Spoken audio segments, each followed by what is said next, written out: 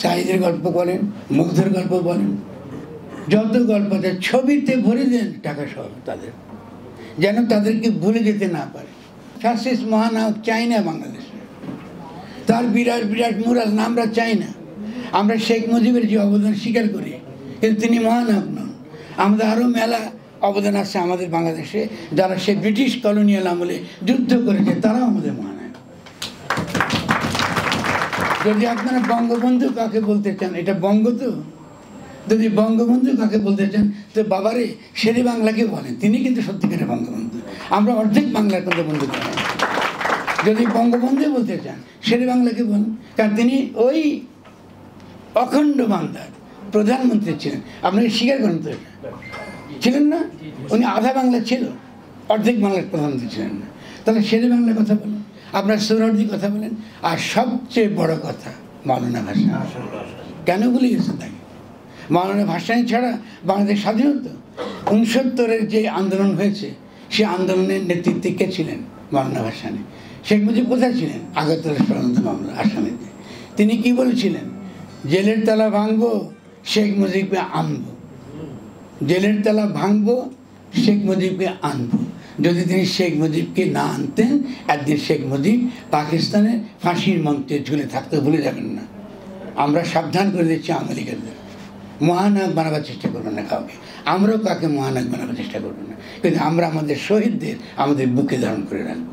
আপনার সমস্ত শহীদদের এর আগেও 71 সালে 72 সালে সমস্ত শহীদদের নাম আপনি মুছে ফেলেছেন। সমস্ত শহীদ যারা যুদ্ধ করেছে, যে মুক্তিযুদ্ধ করেছে, তারাকে কোনো না কোনো মামলায় ফাঁসিতে ঝুলিয়েছেন। সেই ইতিহাস কিন্তু আমরা এখনো বলা শুরু করিনি। আপনারা ঝুলিয়েছেন কী করে জানি আমরা। ফলে ইতিহাস আমাদের বাচ্চাদেরকে শেখাতে হবে। মহানায়ক আমরা চাই না। আমরা যে শেখ মুজিব তার সম্মান সহ, তার অবদান সহ তিনি থাকবেন বাংলাদেশে, কারণ তার অবদান আছে। আমাদের একটা অজ্ঞান লোক না, আমাদের বেবকুব না, আমরা অযৌক্তিক কোনো কিছু বলবো না, কিন্তু আপনারা দয়া করে এই পুলিশ দেওয়া আর আদালত দিয়ে আমাদেরকে ইতিহাস চাপা দেবেন না। আমাদের করছেন না আপনার ইতিহাস দিয়ে? আদালতে বলছে যে 50 লক্ষ না আপনার 5 লক্ষ মারা গেছে, এটা নাকি আদালত ঠিক করে দেবে, হিস্ট্রি ঠিক করবেন। শেখ মুজিবকে বঙ্গবন্ধু বলতে হবে, এটা আদালত নাকি ঠিক করে দেবে না, এগুলো চলবে ঠিক না। ফলে আমাদেরকে বলতে হবে যেগুলো, এইগুলো আমাদের দরকার। শহীদদের তালিকা প্রস্তুত করা, জেলা উপজেলা, শহীদদের গল্প বলা, ভুলে যাবেন না, তাদের গল্পগুলো বলেন। তারা কি করে বিভিন্ন ক্ষেত্রে তাদের জীবনকে ঝুঁকির মধ্যে ফেলে দিয়ে তারা নিজের জীবন ত্যাগ করে আজকে আমাদেরকে জীবিত রেখেছে। তাদের গল্পগুলো বলেন, ভুলে যাবেন না তাদের গল্প। আমি একটা যেটা করেছি, স্কুলে যাচ্ছি, বাচ্চাদেরকে বলছি গল্প। আজকে সাইদের গল্প বলেন, মুগ্ধের গল্প বলেন, যত গল্প আছে ছবিতে ভরে দেন টাকা সহ তাদের, যেন তাদেরকে ভুলে যেতে না পারে। শহীদকে রাষ্ট্রীয়ভাবে বীরের মর্যাদা দেওয়ার ঘটনা অবশ্যই, কিন্তু আমি রাষ্ট্রতে গঠন করেন না। এই ভাই যেটা বলছেন আমাকে, তিনি বলছেন বীরকে রাষ্ট্রীয় ঘোষণা।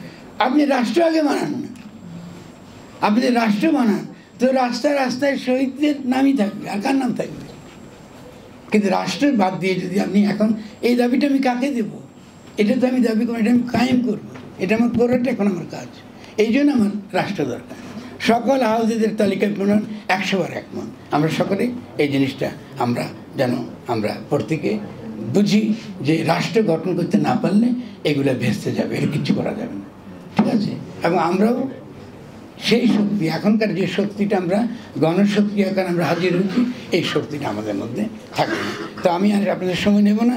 আপনার জনগণ কথাটা মুখস্থ রাখবেন, রাষ্ট্র এবং সরকার যে এক না, এটা মনে রাখবেন।